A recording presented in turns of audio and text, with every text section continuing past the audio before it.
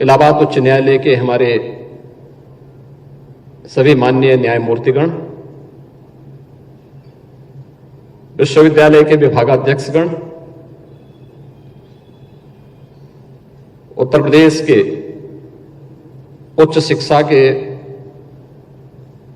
मंत्री श्री उपाध्याय जी, मुख्य सचिव, फैकल्टी मेंबर्स, उपाधि धारण करने वाले उपाधि धारकों के सभी अभिभावकगण और प्यारे विद्यार्थियों, मैं सबसे पहले समारोह के मुख्य अतिथि सर्वोच्च न्यायालय के माननीय मुख्य न्यायाधीश न्यायमूर्ति डॉक्टर डी.वाई. चंद्रचूड़ जी का आज के इस दीक्षांत समारोह में हृदय से स्वागत करता हूं, उनका अभिनंदन करता हूं। ये महज संजोग नहीं, बल्कि भारत के अंदर विधि का शासन हो, अच्छे विधि विशेषज्ञ, स्नातक, प्रस्नातक और शोध की डिग्री लेने के उपरांत जीवन के प्रत्येक क्षेत्र में राष्ट्र निर्माण की प्रवर्तमान अभियान का हिस्सा बन सके, इसके प्रति उनके अंतःकरण की जिजीविषा ने यह एक संजोग दिया है कि तीसरा दीक्षांत समारोह है और इससे पहले के भी 2 दीक्षांत समारोह के मुख्य अतिथि के रूप में आज के भारत के मुख्य न्यायाधीश माननीय डॉक्टर चंद्रचूड़ जी का आशीर्वाद यहां के विद्यार्थियों को प्राप्त होता रहा है। इस अवसर पर उनकी उपस्थिति हम सबको आह्लादित करती है, क्योंकि माननीय उच्चतम न्यायालय में जाने के पूर्व इलाहाबाद उच्च न्यायालय के मुख्य न्यायाधीश के रूप में उनका कार्यकाल उत्तर प्रदेश वासियों के लिए और न्याय जगत के लिए एक स्मरणीय पल है। उन बातों को आज भी उत्तर प्रदेश का वासी, न्याय जगत पे विश्वास करने वाला हर व्यक्ति बड़े ही सकारात्मक भाव के साथ उसकी सराहना करता है। और यह डॉक्टर राम मनोहर लोहिया राष्ट्रीय विधि विश्वविद्यालय का सौभाग्य है कि तीसरे दीक्षांत समारोह में भी हमारे शोध की डिग्री प्राप्त करने वाले प्रस्नातक और स्नातक उपाधि धारकों को विश्वविद्यालय के सभी विद्यार्थियों को आज एक बार फिर से न्यायमूर्ति डॉक्टर चंद्रचूड़ जी का मार्गदर्शन और आशीर्वाद प्राप्त होने जा रहा है। हम सब जानते हैं कि सुशासन की पहली शर्त है विधि का शासन। न्याय संगत व्यवस्था हर व्यक्ति को प्रिय है और न्याय समय पे हो, समयबद्ध तरीके से हो, इसके लिए उस फील्ड के ज्ञाता, उस फील्ड के विशेषज्ञ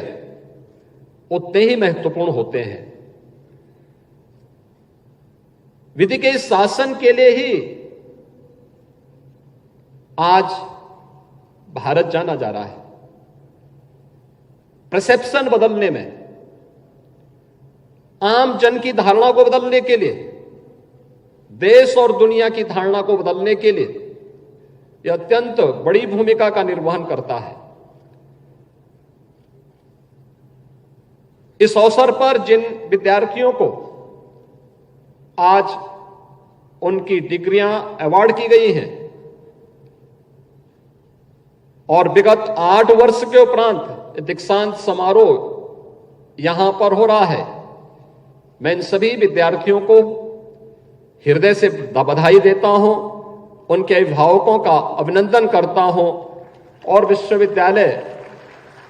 परिवार की इस बात के लिए सराहना करता हूं कि उन्होंने देर से ही सही लेकिन इन सभी विद्यार्थियों के हित को ध्यान में रख करके आज यहां पर तृतीय दीक्षांत समारोह का आयोजन किया है। मैं देख रहा था जब मुख्य न्यायाधीश महोदय उपाधि प्राप्त करने वाले उपाधि धारकों से परिचय पूछने के साथ साथ वर्तमान में उनके कार्यों के बारे में पूछ रहे थे और मुझे देख करके प्रसन्नता हो रही थी कि बहुत सारे जो उपाधि धारक आज यहां पर मुख्य न्यायाधीश महोदय के कर कमलों से उपाधि प्राप्त कर रहे थे, उनमें से बहुत सारे लोग न्यायिक क्षेत्र में अलग अलग जगहों पर जाकर के अपनी सेवाएं प्रदान कर रहे हैं। यानी विश्वविद्यालय की राह सही है, सकारात्मक है,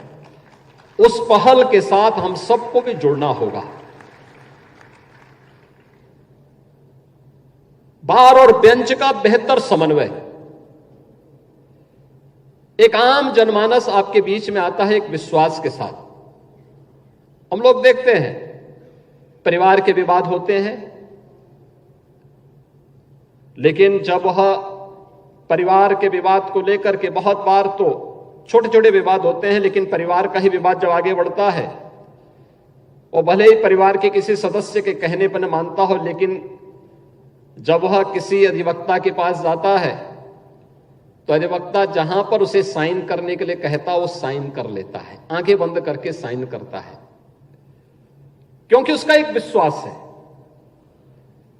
और यह विश्वास आपकी सबसे बड़ी पूंजी है। और मुझे लगता है विश्वास दोनों पर सामान्य नागरिक का बना होना ही चाहिए, चाहे वह बेंच हो चाहे वह बार हो। इस विश्वास पर खरा उतरना हम सबकी सदैव सबसे बड़ी चुनौती रही है, क्योंकि बदलते हुए परिवेश में, बदलती हुई परिस्थितियों में लोगों की आवश्यकताएं, लोगों के अपने तौर तरीके, टेक्नोलॉजी, ये बहुत सारी चीजें हैं जो व्यक्ति को भी, व्यवस्था को भी और समाज को भी बदलती है। लेकिन बदलाव की राह क्या होनी चाहिए, वह सकारात्मक है या नकारात्मक, ये हम सब पे तय करता है। और मुझे लगता है कि सकारात्मक राह हमारी होगी तो आपकी राह न्यायिक जगत ही नहीं, जीवन के प्रत्येक क्षेत्र में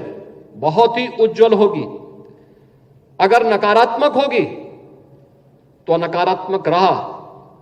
न आपके व्यक्तिगत हित में होगी, न समाज के हित में होगी और न अंततः राष्ट्र के हित में ही हो पाएगी। और मुझे लगता है कि वह स्थिति हमको स्वयं भी तय करनी पड़ेगी। एक पुरानी कहावत आती है कि परिवार के हित में व्यक्ति को छोड़ना पड़े तो हमें उसमें परहेज नहीं करना चाहिए, गांव के हित में परिवार को छोड़ना पड़े तो हमें उसमें भी परहेज नहीं करना चाहिए, और अगर समाज के हित में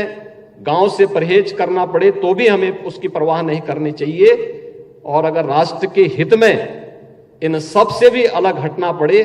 तो हमें राष्ट्र हमारे जीवन में सर्वोच्च होना चाहिए। सब कुछ हमारा राष्ट्र के प्रति समर्पण का भाव के साथ होना चाहिए। जब इस ध्येय के साथ हम कार्य करते हैं तो फिर ये छोटी मोटी बातें आपके कोई प्रभाव आपको प्रभावित नहीं कर पाएगी। आपने दीक्षांत उपदेश जब यहां पे विश्वविद्यालय के कुलपति दीक्षांत उपदेश पढ़ रहे थे, ये भारत के उपनिषद के, तैत्तिरीय उपनिषद के, मैं विस्तार से इस बारे में भारत के एक स्नातक के लिए क्या कुछ होना चाहिए जीवन में अच्छा बनने के लिए, उसका जीवन लोक के लिए, राष्ट्र के लिए समर्पित भाव के साथ कार्य करने वाला होना चाहिए, इसके लिए उन्होंने इस तैत्तिरीय उपनिषद के इन पंक्तियों को यहां पर अपने दीक्षांत उपदेश में कहा कि सत्यम वदः धर्मम चरः, सत्य बोलना और धर्म का आचरण करना है। धर्म का आचरण, धर्म उपासना विधि नहीं है, धर्म नैतिक मूल्यों का, सदाचार का और हमारे कर्तव्यों का एक पर्याय है, जो देश काल और परिस्थितियों से प्रभावित होकर के हम सबको सम और विषम परिस्थितियों में अपने कर्तव्य के प्रति लगातार आगाह करता है। अपने कर्तव्यों के प्रति सजग होकर के कार्य करना, यही हमारा धर्म है। और वह भी राष्ट्र को साक्षी मान करके अगर हम कार्य कर रहे हैं तो सचमुच हम लोग अपने उन ऋषि परंपरा का, भारत की उस समृद्ध परंपरा का प्रतिनिधित्व करते हुए अपने आप को उसका उत्तराधिकारी कह सकते हैं, जिसने हजारों वर्ष पहले ये उपदेश उस कालखंड के भी युवाओं के लिए, उस समय के दीक्षित होने वाले स्नातक के लिए ये उपदेश उस समय रचे थे। और आज भी हम तैत्तिरीय उपनिषद को दीक्षांत समारोह का साक्षी मान करके उसके अनुरूप अपने कार्यक्रमों को आगे बढ़ाते हैं। प्राचीन गुरुकुल की परंपरा में दीक्षांत समारोह एक समावर्तन समारोह के रूप में होता था। उस समय यह मान्यता थी कि जो भी यहां से स्नातक निकलेगा वह इतना परिपक्व होगा कि सारी परीक्षाओं को पास करके अपने भावी जीवन को आगे बढ़ाएगा। तो एक समावर्तन समारोह हुआ करता था। ये परीक्षा के पूर्व होता था, क्योंकि परीक्षा का मतलब अब तो उसको पास होना ही है, अपने भावी जीवन के राह पर आगे बढ़ना है। लेकिन इसका परिवर्तित रूप आधुनिक काल में दीक्षांत समारोह के रूप में, कॉन्वोकेशन के रूप में हम सबके सामने आया कि पास होने के बाद एक विशेष समारोह में डिग्री अवार्ड की जाए। डिग्री अवार्ड इसलिए की जाए जिससे उसके प्रेरक व्यक्तित्व से और उसके कृतित्व से उसके आने वाले स्नातक उससे जूनियर, उससे प्रेरित हो सके, उससे प्रेरणा प्राप्त कर सके। आज का यह अवसर डॉक्टर राम मनोहर लोहिया राष्ट्रीय विधि विश्वविद्यालय के इन छात्र छात्राओं के लिए अत्यंत प्रेरक है, क्योंकि न्याय जगत की सबसे बड़ी मूर्तिमान, एक आदर्श भारत के मुख्य न्यायाधिपति डॉक्टर डीवाई चंद्रचूड़ जी का मार्गदर्शन और आशीर्वाद आप सबको प्राप्त होने जा रहा है। उनके कर कमलों से आज के इस दीक्षांत समारोह में डिग्री अवार्ड हुई है। आपके जीवन को एक यादगार क्षण बनने जा रहा है और आपके लिए एक भावी जीवन का एक पाथे भी इसके माध्यम से निकलने वाला है कि अगर हम भी अपने जीवन में बिना किसी चुनौती की परवाह के बगैर उसके अनुरूप अपने आप को ढालेंगे तो उसका परिणाम हमारे हित में सुखद होगा, हमारे समाज के और देश के हित में सुखद होगा। हम भी जीवन के प्रत्येक क्षेत्र में जाकर के बहुत कुछ नया कर पाएंगे। मुझे प्रसन्नता है कि एक सही राह पर फिर से यह विश्वविद्यालय आगे बढ़ चुका है और यह राह सचमुच भारत के न्यायिक जगत के साथ साथ समाज के अलग अलग तबके के साथ यहां के उपाधि प्राप्त करने वाले जितने भी प्रास्नातक हैं, स्नातक हैं या शोध छात्र हैं, वे अपने कार्यों के माध्यम से न केवल विश्वविद्यालय को बल्कि समाज और राष्ट्र को लाभान्वित करके अपने अभिभावकों को, अपने गुरुजनों को गौरवान्वित करने का कार्य करेंगे। एक बार फिर से मैं उपाधि धारण करने वाले सभी यहां पे शोध छात्रों को, सभी प्रास्नातक छात्रों को, सभी स्नातकों को हृदय से बधाई देता हूं, उनके अभिभावकों का अभिनंदन करता हूं, विश्वविद्यालय परिवार को धन्यवाद देते हुए आज के समारोह के मुख्य अतिथि भारत के मुख्य न्यायाधीश माननीय डॉक्टर DY चंद्रचूड़ जी का इस समारोह में आने पर हृदय से स्वागत करता हूं, अभिनंदन करता हूं। धन्यवाद। जय हिंद।